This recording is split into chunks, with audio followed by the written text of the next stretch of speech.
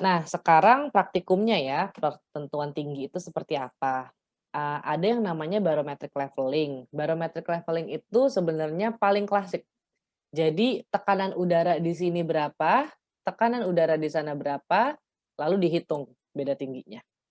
Ini sudah sangat jarang kita lakukan sebenarnya ya. Ini mungkin kalau orang-orang dulu naik gunung, nah ini cara cara menentukan mereka tuh ketinggiannya berapa, itu dari, tekanan udaranya di situ.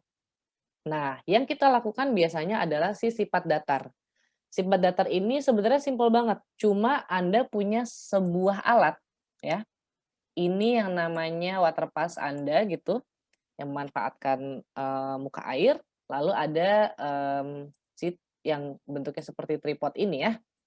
Nah, ada 2 alat nih yang namanya adalah rambu ukur. Rambu ukurnya harus 2. Jadi kalau kebayangnya di lapangan itu, satu orang ada di sini atau 2 gitu ya, satu yang ukur, satu yang nyatet biasanya, jadi setidaknya 4.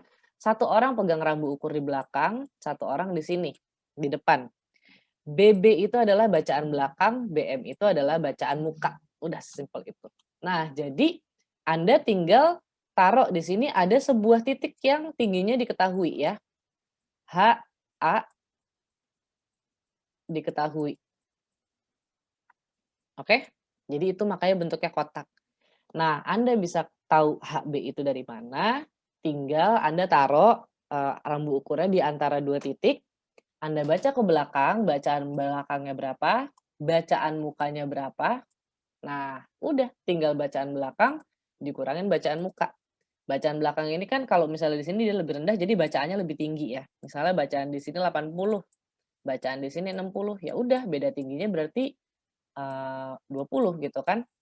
Nah, artinya si B ini udah tinggal aja A ditambah 20. Simpel banget kan sebenarnya. Dan nanti ini diukur berkali-kali. Udah sesimpel itu idenya. Nah, ada juga yang namanya trigonometric leveling. Nah, ini kalau Anda pakai misalnya total station gitu ya. Ya udah sebenarnya gampang aja gitu. Kayak tinggi alatnya berapa gitu kan di sini. Lalu Anda nembak ke sini. Nah, di sini kan nanti akan ada kelihatan dia itu berapa derajat gitu. Lihat ke atas. Nah, lalu dia bisa nembak juga jaraknya berapa, dapat D-nya, dan jadilah delta A HAB itu adalah ini. Sesimpel itu. Nah, kalau misalnya dengan satelit seperti apa? Nah, ini saya nggak akan bicara detail, tapi intinya setidaknya saat satelit itu terlihat oleh si receiver, receiver itu adalah alat yang menerima sinyal, setidaknya ada 4 satelit di situ, mereka bisa melakukan perhitungan dengan cara, "Oke, aku tahu jaraknya berapa," gitu ya. Jadi ada jarak jarak jarak, mereka akan melakukan perhitungan trigonometri dan lain-lain dan akhirnya dapatlah si ketinggian. Tapi lagi-lagi kalau misalnya kita ngomongin ketinggian geodetik itu, dia itu berdasarkan elipsoid. Oke, saya rasa saya akan kembali ke warna merah ya, lebih kelihatan. Nah, balik lagi ke sifat datar gitu ya. Mmm, lagi-lagi ya udah sebenarnya tinggal BB kurang BM gitu ya, bacaan belakang kurang bacain muka. Nah, tapi persamaan ini hanya berlaku saat, bidang nifo itu mendatar. Dalam arti bidang nifonya itu artinya si alatnya ini harus benar-benar datar, nggak bisa alatnya miring. Oke, nggak bisa dia alatnya balik lagi ke sini, kalau alatnya miring aja, nah bidang datarnya kan jadi seperti itu ya. Nah, yang dilihat itu pasti salah. Lalu, okelah ini garis bidik bernimpit dengan garis nifo maksudnya apa? Artinya levelnya itu yang kalian lihat itu nggak jauh dari si, bacaan airnya. Karena kalau misalnya bacaan airnya di sini gitu, kalian lihatnya di sini, artinya itu sebenarnya udah bidang ekuipotensial yang berbeda, oke? Rambu ukur juga harus vertikal. Jadi di rambu ukur pun kadang-kadang itu ada si nivonya, ada area ada kayak buletan kecil, kayak kalian kalau pakai tripod aja rekan-rekan di sini punya tripod, itu kan pasti ada buletan yang dia itu ada airnya, lalu ada gelembung di situ, gelembung udara. Nah, gelembung udaranya harus di tengah-tengah. Kenapa? Karena itu artinya tripod Anda sudah level. Nah, di rambu ukur kadang-kadang ada yang kayak gitunya juga. Itu namanya nivo, si kotak, si buletan itu. Dan tentunya skala bacaannya harus standar gitu ya. biar kelihatan. Nah, bagaimana dengan yang punya kelengkungan bumi gitu ya? Terlihat seperti ribet banget gitu ya, kayaknya, wah kok kelihatannya ini rusuh banget gitu ya, tapi sebenarnya sama aja. Sesimpel yang Anda bisa baca itu sebenarnya, Anda tinggal baca lagi-lagi bacaan belakang dikurangin bacaan muka gitu ya. Kok bisa sesimpel itu, Bu? Tapi kan dia jauh-jauhan apa segala macam. Yang membatasi pengukuran Anda saat Anda di lapangan, sejauh apa Anda bisa melihat itu adalah ya pertama mata Anda dan terutama karena nggak sesemudah itu kalau misalnya Anda melakukan pengukuran di Bandung aja gitu ya, akan susah dapat mengukur yang jauh-jauhan gitu. Kenapa? Karena nanti ketutupan sama pohon lah, ketutupan apa. Tapi sebenarnya dengan pembuktian ini, dengan sketsa ini, Anda tuh bisa lihat bahwa sebenarnya sama aja, Anda tinggal pakai bacaan belakang dikurangin bacaan muka. Kenapa seperti itu? Karena lagi-lagi konsep yang digunakan di sini adalah konsep ekipotensial. Kalian bayangin di sini, kalau misalnya di sini muka airnya segini ya. Nah, lalu di sini muka airnya tuh ya segini gitu kan. Di sini muka airnya segini. Semuanya itu pada semuanya ekipotensial gitu ya ngelihat ke bawah.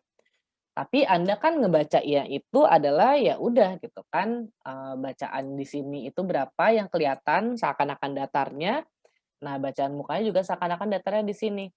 Nah, sebenarnya ada satu persamaan itu di sini. Jadi Anda lihat aja gitu ya, sebenarnya BA itu ini gitu kan, BB itu ini gitu kan, dan delta HAB yang Anda butuhkan itu ini.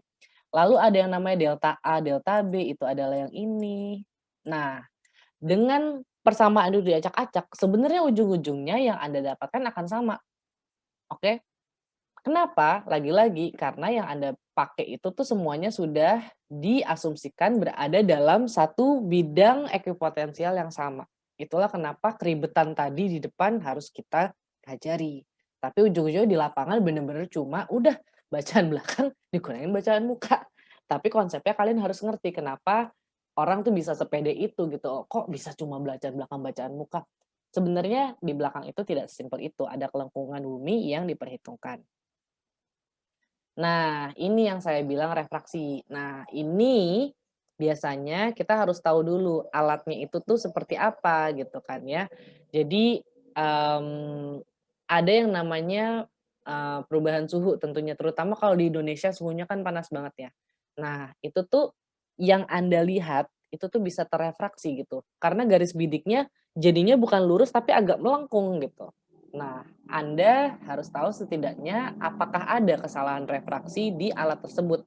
Itulah makanya sebelum Anda benar-benar melakukan pengukuran ke lapangan, biasanya Anda kalibrasi alat dulu, biar tahu refraksinya itu kira-kira berapa, gitu. Nah, ini sumber-sumber kesalahan kita sudah bahas ya di pertemuan soal error kayaknya minggu lalu ya. Nah, jadi lagi-lagi balik ada yang namanya kesalahan alat, ada yang dari lingkungan, ada yang personal. Udah gitu aja. Jadi alat ya udah gitu, asal kita tahu nanti kita bisa beresin gitu ya. Kayak misalnya contohnya di sini ada kolimasi gitu. Kolimasi apa? Ya itu tadi, ternyata garis bidiknya itu misalnya nggak datar atau gimana. Itu harus asal Anda tahu, nanti Anda bisa trik gitu ya, kasih kayak, "Oh, oke, alatnya keterbatasannya ini, nanti pokoknya saya harus giniin." Lalu ada juga yang dari lingkungan, lalu ya udah kalau personal, nah itulah kenapa kalian harus belajar. Nah, sekarang ke alat, ini tinggal sedikit lagi. Nah, alatnya itu ini ya, jadi ada statif, statif itu kayak bahasa Indonesia kita ngomongnya statif gitu ya, sebenarnya kalau orang Inggris apa, sama aja disebutnya tripod gitu ya, tapi kita biasa sebut statif, jadi jangan bingung. Alat sifat datarnya ini biasanya, kalau saya sih nyebutnya water pass ya, lalu ada rambu ukur dan ini nih, NIVO itu tuh yang ini nih, yang bulet. Jadi Anda lihat di sini ya, yang buletan kecil di sini, nah itu adalah si, gelembung udaranya. Jadi gelembung udaranya itu harus di tengah-tengah, saya hapus lagi ya, biar kelihatan. Tuh, jadi gimana caranya agar gelembung udara itu persis di tengah ada buletan di situ. Ini adalah air gitu ya. Lalu ada alas rambu, jadi biar Anda tuh bisa geser, tapi dia tetap bertumpuk di alas. Dan alas ini gunanya apa? Gunanya dia, ya udah kalau misalnya ada titik di situ, taruh di situ. Nah, lanjutannya ini. Jadi, ada yang namanya tipe tilting. Nah, ini yang untuk teliti ini sebenarnya udah alat lama, saya rasa udah nggak dipakai, ada yang otomatis, nah itu dia akan otomatis nyari gitu ya, vertikalnya di mana, lalu ada yang digital gitu ya.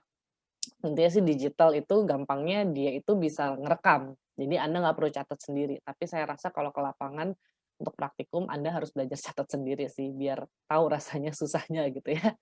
Dan yang terakhir statif, ini kadang-kadang bisa dari kayu, bisa dari aluminium, tapi intinya dia harus stabil dan nggak mudah karatan gitu ya. Dan ada rambu ukur. Nah, rambu ukur juga biasanya bisa kayu, bisa aluminium ya, nggak boleh karatan. Kalau kayu biasanya dia lebih berat gitu ya, tapi lebih stabil. Kalau yang aluminium lebih enteng tapi ya gerak-geraknya lebih banyak gitu ya.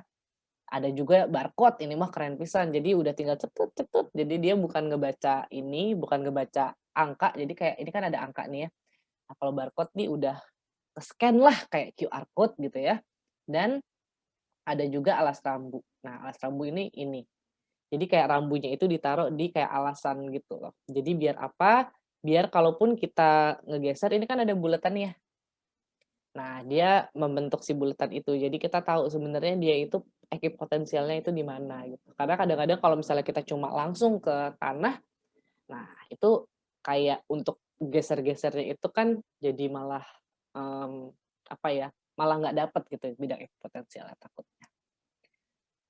Lalu Nivo tabung ini yang sudah saya jelaskan ya, intinya itu adalah bagaimana caranya kita mendapatkan, barang yang sedatar mungkin. Jadi itu saja, dari saya ya, sudah cukup lama ternyata untuk semuanya. Jadi rekan-rekan bisa, replay ulang, kapan pun rekan-rekan butuh dan saya akan, eee, jawab pertanyaan rekan-rekan di sesi tanya jawab jika Anda butuh. Oke? Kalau misalnya hari ini tidak ada tanya jawab, saya akan akhiri kelasnya.